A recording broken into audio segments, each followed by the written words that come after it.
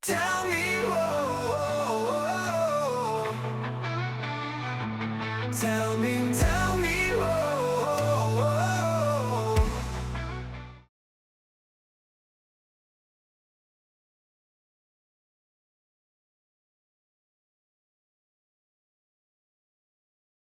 Hello and welcome to Tell Me More.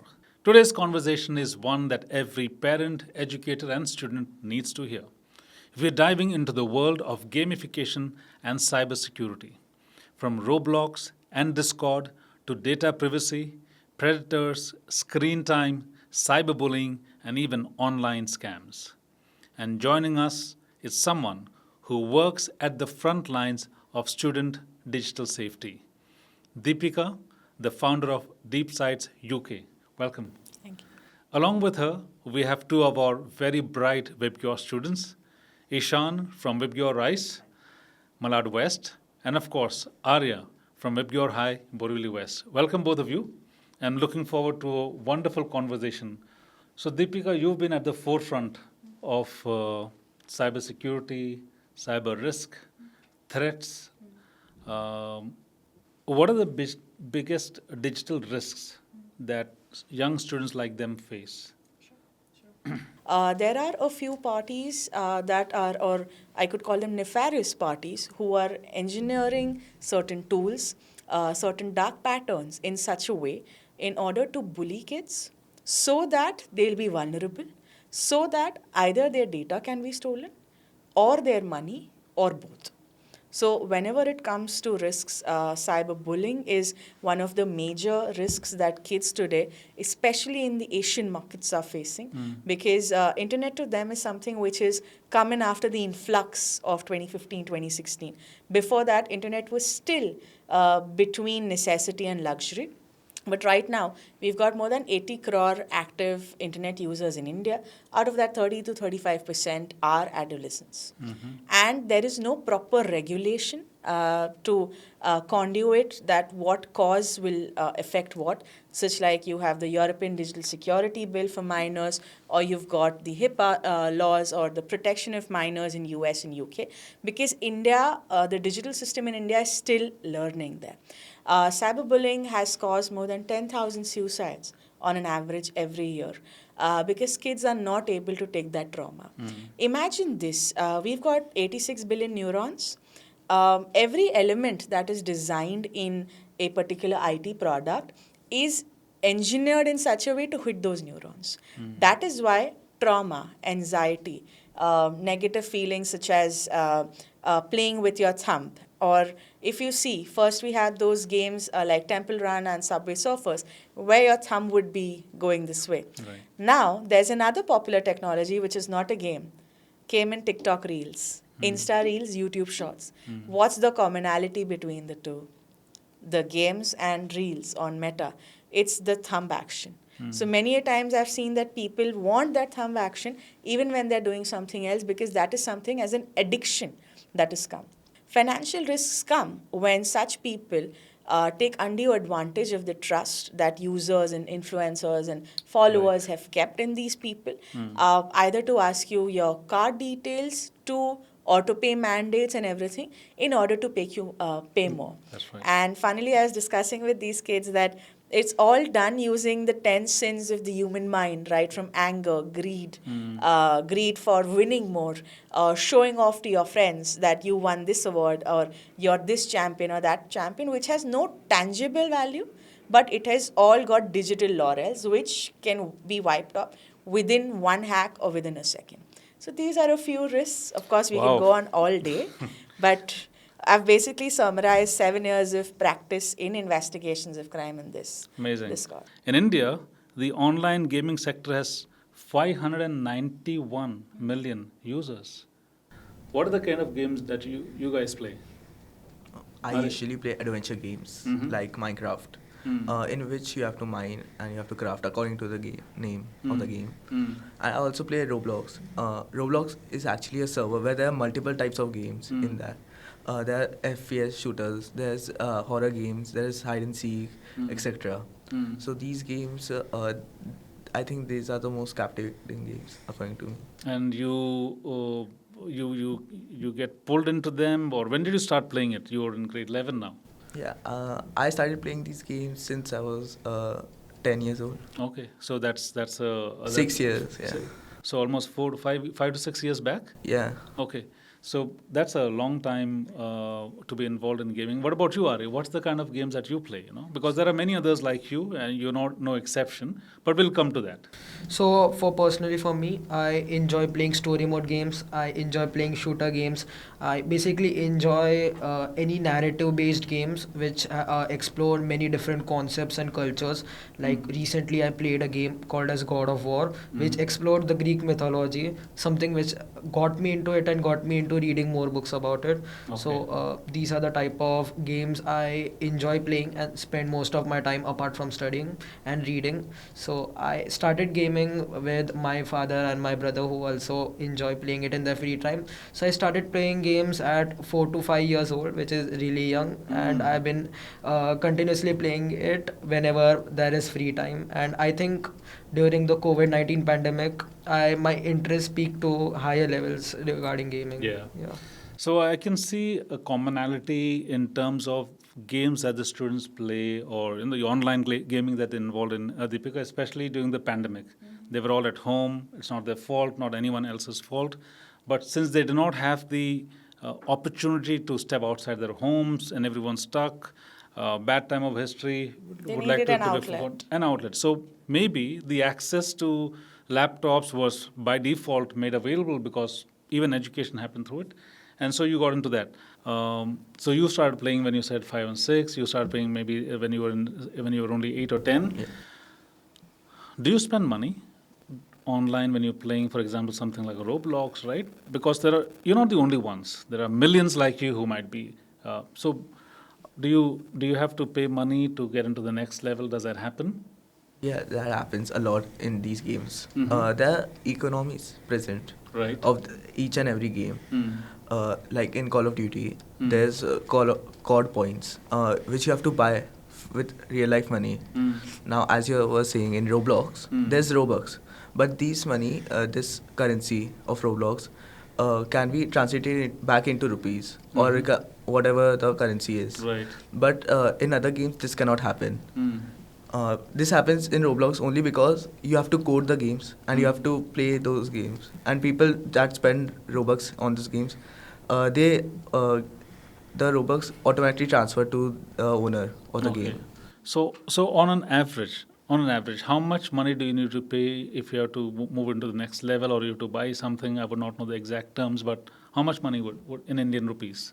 So I would say that on a minimum, you have to spend $9 to $10 for like the minimum amount, Okay. and it can go as high as $1,000, $2,000. Wow. Yeah, depending on the amount to buy. You're spending sometimes even a lakh or 2 lakh Yeah. of Indian rupees when you go to. That's a lot of money. Technically, for the game owners or the game makers, you are the customers, the subscribers. What is it that you like that makes you go to play that game, spend time? Is it an acquisition of a skill? Is it something that you like doing with your friends? Or is it something in the game that's exciting you or igniting that particular thought of a repeat? Because we go to a restaurant because we like their food. We all have joined VIBGYOR because it had a good brand name, and you all want to further your career through that. That is what every human being does. What is it that you're getting from games that makes you come again and again? And In games, I play FPS, first person shooter games. I get the adrenaline rush. Adrenaline rush. Yeah. Yeah. to The go rush there. that happens. It makes me happy, it makes me alive. Gives you a kind of Yeah, satisfaction. it gives me a satisfaction that will make me want to play that game more. That competitiveness That's is right. very. So for you, it's almost like achieving a target, Yeah. or achieving something beyond what any normal person seems to be achieving. You said there's an adrenaline rush Yeah. that could later on translate into some other form of action if you're not able to meet up to those numbers, right? So the question is a far more deeper. It that's leads why, to a far more what deeper are they answer. getting? Yeah. And based on that, we'll have to point our conversation Right. because they are the guests here. That's right. So And that's the Arya, up to you. What do you get from? So like you said, it's like a combination of all three things. Is that I have made a lot of friends from a lot of different cultures. I met them online, Mm. and they have already motivated me to play more. Like they are considerate when there are exams and all, but during my free Digital time, peer pressure. yes, Mm. during Digital my peer pressure. definitely, yeah. Mm. And drawing to that point as well, peer pressure also motivates people to buy these expensive skins and expensive things Right. just to impress your peer group. So, Mm. like ma'am said, digital peer pressure. And another thing is that I would say that in real life, there's a lot of things we cannot do. Mm. Like Mm. that we don't have a technology as of right now to Mm. fly in the air independently Mm. or just jump off a mountain to feel Mm. that adrenaline rush, like he said. Mm. But I say that in games, anything is possible. Your only limit is your imagination. You Correct. can do anything and everything. Right. Yes. So I think we got a very good perspective from young students, and most of your friends must be playing these games or are actively involved in Yeah. game users, right? And what I found, Deepika, when I was reading up on the stats, around 44% of online gamers in India are women. Ah. And I'm not surprised because it also tells me that by 2029, we may have 900 million people playing, 900 million gamers in this Yeah. country, okay? Yeah. How do you draw a boundary line?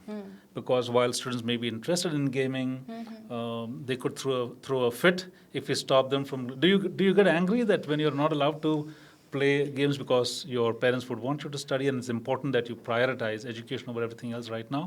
Do you normally get angry and upset when when a No, call is not taken, really. or your parents don't stop you for playing?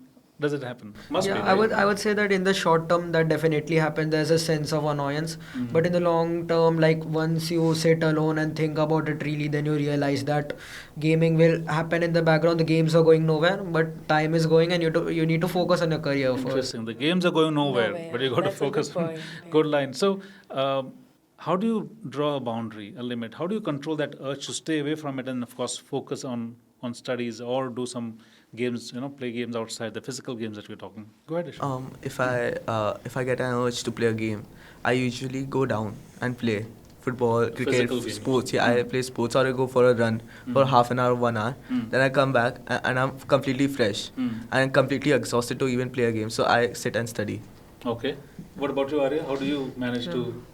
So I would say that the answer to this is like everything else in life. You need to be disciplined and consistent to like actually stop playing it. But it's also like he said, for example, you are playing a football game and you really see how well the characters are playing. So it honestly inspires you to go down and just improve like them. So Okay. that's one. So there's also yeah. learning from the games that you play, which translates into what you would like to do in a physical game scenario, which is great. So to great answers by these youngsters. Deepika, so the question was, um, how can parents set boundaries, without discouraging the genuine interest that they may have in gaming, because that's where the tough spot is for a parent as well. As an expert, if you could share. So, of course, one would be in-person boundaries, but then comes digital boundaries when it comes to, because many a times there are devices and device parental control locks that are there, but kids have become super smart. Yes. So first, instead of dismissing that technology, that no, this is wrong. Because earlier the parents, all they could say, no, you're not going to go and play out. Right. There is restriction of access. But here, no, you don't have to play that digital game. There's no restriction of access because on the iPad, on tablets, on the phone, the same game is available. At that time, if parental control lock is done and they understand this technology, once they understand the technology, the children won't be able to use loopholes to circumvent them. Two, in cases of games which have your payment mandates, because if you see, Arya mentioned about the dollar amount and not the rupee amount. That is a very specific point. I'll tell you why. Because if it were a rupee amount, OTPs would be needed to get the transaction to be successful. But it's a dollar amount, which means it's no OTP. It's just deducted whenever directly. the gamer or the owner want to. And I'll tell you how funny these mandates are. You've given a $2 payment, you've added your card, they set an open mandate of about $1,000 if and whenever the game owner wants to charge you. So they not only have the control of your card, but the details as well. I'm not saying everything is wrong. There are skill-based games. Right. But you've never seen someone being addicted to chess. You've never seen someone being addicted to the quizzes that we play. That, oh, I didn't play a quiz today. In fact, those are the games that make one feel dumb. That's why people are not addicted. The more ego fanning that happens from a particular game. Do you have people who try to access you through chats during those online games? Because that interaction does happen, right? And how safe do you find yourself, or how do you get over them? I've never had an incident such, but I know a few friends who had an incident like that. The first thing I told them to do was to block the person who is the predator. So after blocking them, I tell them to report them. Games these days have websites, or in the game only there's many opportunities to report players if they are if they are predators, if they are hacking. These they will remove the players completely, the hacking players completely from the game. And if somehow on Discord these things are not available, I tell my friends to just not join those server. Sometimes the people join the servers because of the peer pressure, as ma'am said. After that, there's age verification on Discord though. I think everyone should verify their age on these apps. But I'm told that even though you may have age verification or certifiers, you can circumnavigate them. That's possible, right? Yes. So where is the safety part of it? You may have so many filters, but all the filters are gone. Yeah. So what's the line of action that educators like us or parents like us must take? I think schools and parents and educators should be collaborating in setting up their own regulations if possible. In collaboration, because I like the idea of schools such as yourself having a parent advisory board, parent-teacher communities and forums as well, to take in all the inputs. Okay, this is happening. This will be the pointers. A few of the reasons why I was able to analyze is because I'm an MSc in clinical psychology, but I focused more on criminology aspects as to Okay. the why of the crime. This is something we do while investigating or interrogating a criminal as well. That's why we focused on the why. Have someone who could understand the whys, because what is happening is it's treated as binary, that no, gaming is wrong. No. Right. Understand what it is coming from, why that urge is coming, and if it was a non-popular technology and if it were wrong, not so many people would be playing it. And what do advertisers want? They want some place where people are sitting, influencing, and then putting ads. We've seen the whole hoopla about metaverse also coming in, That's because right. that's the other digital danger, but thankfully it's not picked up that much. But in metaverse also we were seeing that, let's say a child is playing the game and they're saying, oh, I'm hungry. They're talking to their friends, I'm hungry, want to have a pizza. They go, they turn left. I'm talking about these metaverse pointed games. They turn left, there's a Domino's ad that's come by. They say, oh, I forgot my credit card. There's an instant buy now, pay later that's come by. Yeah. So while speaking, which means your recorded microphone access is being heard by an algorithm. Of course, there'll be no human hearing you out. You've said the word pizza, pizza ad comes by. Right. I'm very sure now all our iPhones and Would have Androids, them. tomorrow would pizza ads would be coming. So that's what I'm talking about, is a joint consortium. Let's not just blame the government or wait for the government to do certain regulations. We ourselves are forming a lot of rules when it comes to disciplinary behavior and code Right. of conduct. Why not collaborate? Get in people from different walks of life to understand and coherently view the problem, and then maybe sign a good declaration of safety. What kind of support would you require, and who would you reach out to if that was to happen? I would usually reach out first of all to my friends. Okay. They know the game. They play with me. Of course, they will know more than my parents. Then after that, if they couldn't do anything, I will reach out to my parents.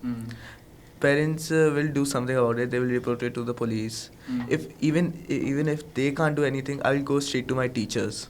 They are my gurus. They Alright. teach me everything. They must know anything about something about the games. All right. So in the pyramid, you have your friends first, then you have your parents, and then you have your teachers up in school, right? And who will look up online? When do you do that? Before friends, I think.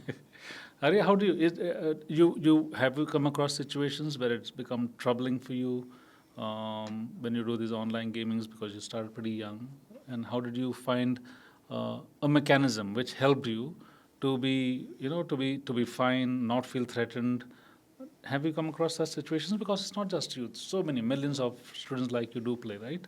So, in my opinion, when you start young, there are many issues you have to play. Like, it's just that I would say that if you start playing early, you get exposed to a lot of things which make you mature early. Like, you'll get to know different concepts, different things, and not only that, there might even be bad stuff. So, for example, you play a adventure game or you play a FPS game. So there will be guilds who will try to recruit you, and they may push you down more into the game. So to resolve these things, if it's like something serious, I'll approach my therapist or go to the school counselor, and things like this podcast itself will help and make other kids more comfortable in spreading awareness about it. So So who would be the first person that you would go to if you're in a situation where you need help? So I would say the first thing I would do is search on Google. But Okay. yeah, after that I would go to my parents, talk about my problems, and because around me there are not a lot of people who play games, but I have a good chunk of friends who are spread across the world, so I talk to them as well. Then if it's something very serious, I share with my counselor. Okay, great. Yeah. I think we had a great discussion, Arya and Ishaank, with the expert, cybersecurity expert, Deepika. Um, what are your genuine apprehensions? Do you have any genuine apprehensions or fears or worries about the games that you play online? Yeah, I do. I play Valorant on my laptop. See, Valorant has an anti-cheat known as Riot Games. Riot is a kernel level of anti-cheat. It goes into your software and it checks out everything. So that's a problem. What if I have my personal information over there, personal photos over there? So because of some cheats, my laptop will shut down. My laptop will completely crash, and I cannot make another identity on the same laptop as well. So that's a big problem. I think kernel level anti cheats should not be present. I think max to max, it should be a server anti cheat. Arya? Yeah, so for me, when I was young and naive, I did a mistake of trusting my online friends. So every day I'm scared that they do not leak those information. That was in the past. Right. But now I improved and matured. So I think, in my opinion, you shouldn't share anything with people, your personal information with people online. And again, there's the risk of hacking and losing everything you have worked for years. So. Okay. So they are the Gen Alpha. Yeah. And sometimes the terms that they use is for me totally incognito. Right? But they're the ones who are here to stay. Online spaces, gaming platforms are there to stay. So to everybody who's today a part of this conversation, especially the young ones on my right and the expert on my left, and to everyone who's watching, the podcast series Tell Me More is another medium for us to understand and keep everyone equipped and to know about what's happening around us and to keep ourselves safe. So continue to watch our episode, Tell Me More, and looking forward to meeting you more on this specific podcast series, the VIBGYOR podcast series, Tell Me More. Thank you and bye-bye. Tell me more. Tell me